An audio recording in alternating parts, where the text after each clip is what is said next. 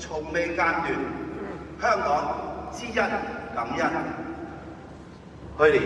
中央贈送香港一對大熊貓安安和和，加上另一對中央早前贈送嘅大熊貓盈盈樂樂，誕下咗龍鳳胎，家家得得。香港一共有6隻大熊貓國寶，體現國家對香港嘅關懷，見證住香港同內地喺科研保育領域緊密合作嘅成果。下個月，我哋將迎嚟首次由粵港澳3地共同承辦嘅第15屆全國運動會，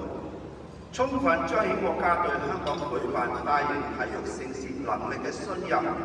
對香港體育發展嘅支持。我相信而家喺維港兩岸以數十萬計嘅市民同埋旅客，都同我同埋大家一樣，熱切期待住呢一場又精彩又別具意義嘅煙花匯演。我喺呢度感謝今年創會125週年嘅香港中華總會贊助今晚嘅國慶煙花，讓我哋喺維港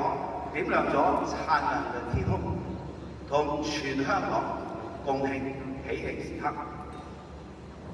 各位，祖國係香港最強大嘅後盾，亦都係香港最龐大嘅機遇。我祝願祖國繁榮昌盛，香港續創輝煌。大家身體健康，多謝大家。